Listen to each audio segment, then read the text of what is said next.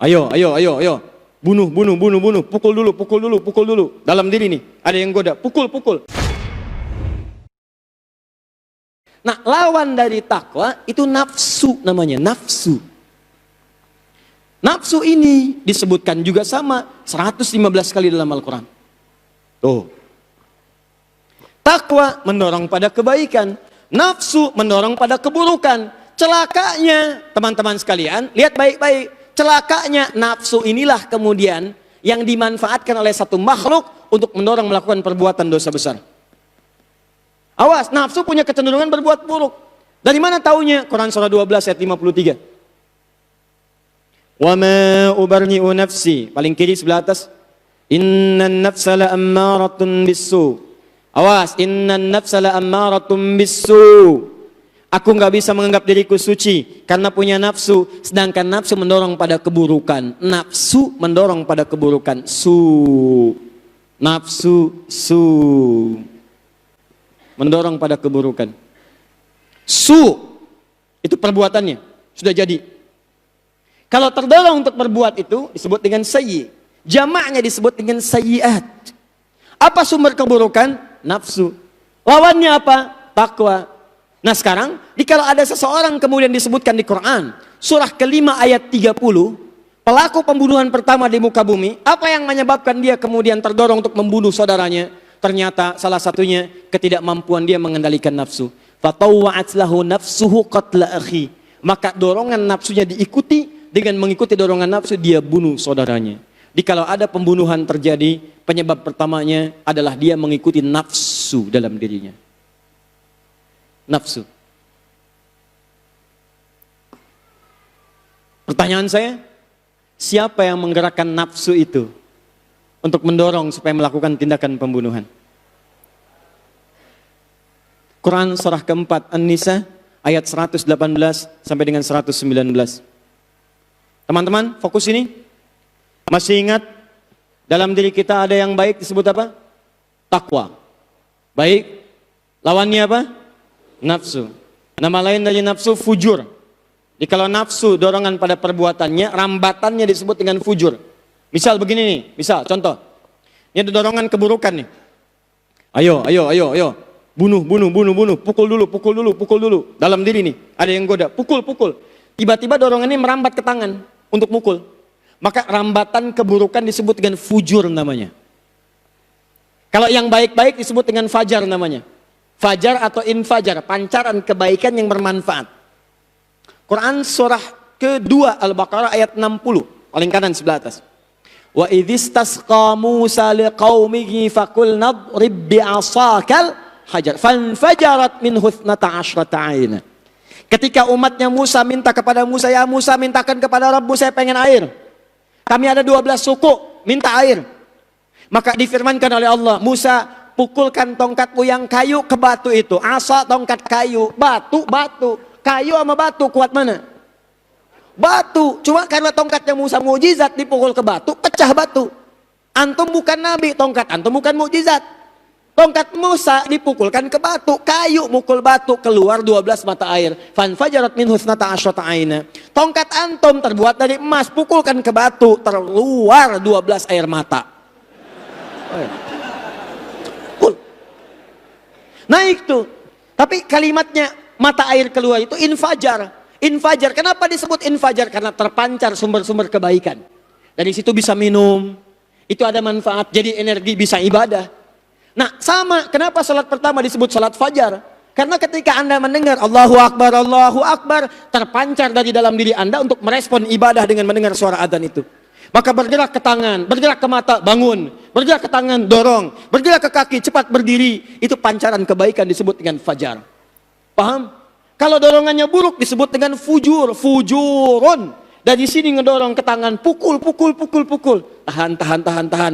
Sudah, kalau tidak mau mukul, dengan kata-kata, hina dia, cela dia, keluar di lisan. Saya nggak mau menghina, saya tidak mau mencela, saya tidak mau seperti orang itu tuh. Orang itu jelek banget. Nah misal gitu kan, keluar. Itu fujur. Jadi begitu merambat disebut fujur. Begitu keluar disebut dengan su. Nafsu kadang disebut dengan fujur. Fujur kadang dilawankan dengan takwa. Turun Quran surah 91 Asy-Syams ayat 7 sampai 10. Wa nafsi wa ma fa'alhamaha wa taqwaha. Fujur. Ini rambatannya. Mendorong waswasnya dari sini masuk, dibisikkan dari sini, merambat dari sini, keluarlah perbuatan buruk apa yang disebut dengan su. Siapa yang bisikan itu? Setan. Tahu dari mana? Quran surah keempat, ayat 118 sampai dengan 119. Paling kanan dari tengah sedikit ke bawah. La'anahullah. Setan dilaknat oleh Allah. Wa qala la attakhidanna min ibadika nasiban mafruḍa. Begitu dilaknat dia katakan, ya Allah, saya terlanjur dilaknat. Saya terlanjur dilaknat. Karena sudah terlanjur dilaknat, maka saya akan mengajukan sebuah permintaan. Saya akan tunjukkan saya lebih hebat daripada Adam. Awas. Ini prinsip setan. Setan itu kalau sudah salah, sekalian salah sekalian. Ya, terlanjur basah, ya sudah mandi di, bukan cuma di kali, ada yang di kamar mandi, ada yang di mana-mana. Ya, setan prinsipnya salah, terlanjur salah, ya sudah berkali-kali salah. Jadi kalau dia sudah salah, salah aja. Nah ini kadang-kadang diwariskan pada manusia.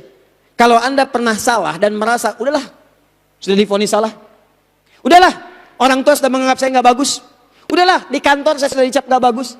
Sudahlah, di kampus saya dikenal dengan orang yang jelek. Maka teman-teman, ketahuilah Anda sedang dikerjai oleh setan pada saat itu. Dia sedang mewariskan penyakit pertama. Sudah, saya sudah divonis buruk oleh Allah, sekalian saya salah. Saya tunjukkan kepada Allah, saya lebih hebat dibandingkan Adam. Lihat baik-baik, ya Allah, berikan saya kesempatan, saya janjikan akan mengambil bagian dari jiwa manusia yang akan saya goda itu untuk menyesatkan manusia. Dalam jiwa, jiwa disebut dengan nafas. Wa nafsi wa ma sawwaha. Jiwa manusia sempurna. Ada dua bagian di dalamnya. Fa'alhamaha fujuraha wa taqwaha. Fujur takwa. Takwa itu jiwa kebaikan. Gak mungkin disentuh setan. Jiwa kebaikan setan gak punya kekuatan. Ya, dalam diri kita ada dorongan kebaikan. Disebut takwa. Ada dorongan kebaikan. Yang dorong namanya malaikat. Disebutkan 88 kali dalam Al-Quran. Malaikat disebutkan 88 kali di Quran. Ini yang mendorong sifat takwa. Ya, masih ingat tadi amalan takwa contohnya apa? Salat. Salat panggilannya disebut apa? Adzan. Begitu antum dengar adzan kan suka ada dorongan dalam hati. Allahu Akbar, Allahu Akbar. Cepat, cepat. Sudah adzan, siap-siap. Nanti terlambat. Bagaimana kalau diwafatkan dalam keadaan belum salat? Nah, itu jiwa takwa. Dan dia mencegah keburukan. Makanya ketika Anda berbuat yang tidak baik, ingin terfikir, dicegah oleh sifat takwa, jangan kerjakan. Nggak percaya, pulang dari sini, iseng-iseng ambil sendal teman saudaranya. Ambil. Setelah itu pakai oleh antum. Begitu akan digunakan, maka jiwa takwa Anda akan mengatakan, ini bukan punya kamu. Jangan lakukan. Bagaimana kamu nggak malu datang ke pengajian, pulang bawa sendal orang, diwafatkan sedang memakai sendal orang lain. Tuh. Yang dorong malaikat. Tapi jangan lupa, setan pernah mengajukan permintaan kepada Allah. Ya Allah, saya nggak bisa menguasai jiwa takwa, sudah ada malaikat di sini. Maka berikan saya kesempatan untuk bisa memberikan waswas pada sisi yang lain, nafsu. Wa qala la attakhidanna min ibadika nasiban mafruḍa.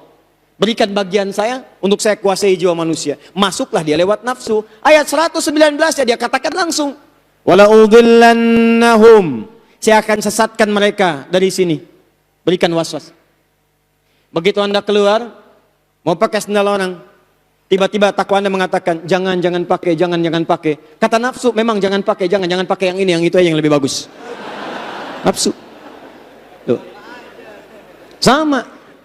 Itu setan, caranya halus. Kantor. Loh, tanda tangan. Begitu lihat, nggak benar proyek nih, nggak benar nih. Datang Pak, gawap tanda tangan aja Pak, 100 juta. Takwa mengatakan, jangan lakukan, dosa. Orang nyogok dan disogok, neraka dua-duanya. Rasi wal murtasi finnar. Yang nyogok, yang disogok di neraka. Ah, nggak mau ah. Saya selalu sholat, tangan orang tahiyat tidak akan pernah berbuat maksiat. Tiba-tiba Pak, naik Pak 10 miliar. Nafsu berkata, istihoroh aja dulu, istihoroh dulu. Tuh istihoroh tuh. Nafsu. Kadang-kadang begitu, halus tapi menjerumuskan. Ayo sholat. Begitu nyampe masjid, tunjukkan sama dia. Kamu pun bisa berbuat seperti dia ke masjid. Ayo foto dulu aja, ceklik, tunjukkan. Saya pun bisa ke masjid, hilang pahala. Nafsu. Ya, wala umanniyannahum. Saya kasih angan-angan, berhayal. Saya tanya pada antum, siapa yang selama hidupnya nggak pernah berhayal? Angkat tangan, saya berikan hadiah umroh. Tuh, begitu saya sebut umroh, berhayal, antum senang di sana. Saya cek. Siapa yang tidak pernah menghayal? Merencanakan sesuatu, boleh. Fa'idha faraghta fansab. Kalau sudah selesai, rencanakan. Bahkan rencana sampai akhirat. Quran surah ke-59 misal, ayat ke-18. Paling kiri sebelah atas. Ya ayyuhalladzina amanu taqullaha wal tanzur nafsum ma qaddamat lighad. Silakan siapkan, bikin rencana sampai kembali kepada Allah. Jangan cuma sampai kampus, jangan cuma sampai dunia. Kalau jadi ahli matematika saja, yang belum beriman pun bisa. Bagaimana caranya matematika itu membantu Anda mendekat kepada Allah. Bagaimana astronomi itu bisa menghitung waktu kapan puasa yang tepat. Kapan Idul Fitri, kapan Idul Adha. Jadi ibadah. Bagaimana nilai arsitek antum itu bisa mendesain masjid. Bikin tempat wudhu, begitu orang wudhu, antum dapat pahalanya. Bagaimana antum tukang kertas, supaya kertas itu jadi mushaf. Begitu dibaca orang, antum dapat pahalanya. Itu visi kita. Kalau cuma jualan kertas, yang lain pun jualan. Kalau cuma bikin bangunan, yang lain bikin bangunan. Bahkan Fir'aun punya arsitek khusus namanya Haman. Bangunannya sampai sekarang masih ada. Sudah 3.500 tahun yang lalu. 2.000 tahun dari Nabi Musa ke Nabi Muhammad. 1.500 tahun dari Nabi Muhammad ke kita. Jadi sudah ada contohnya. Muminya ada, jelek lagi. Ayo ke sini. Paham?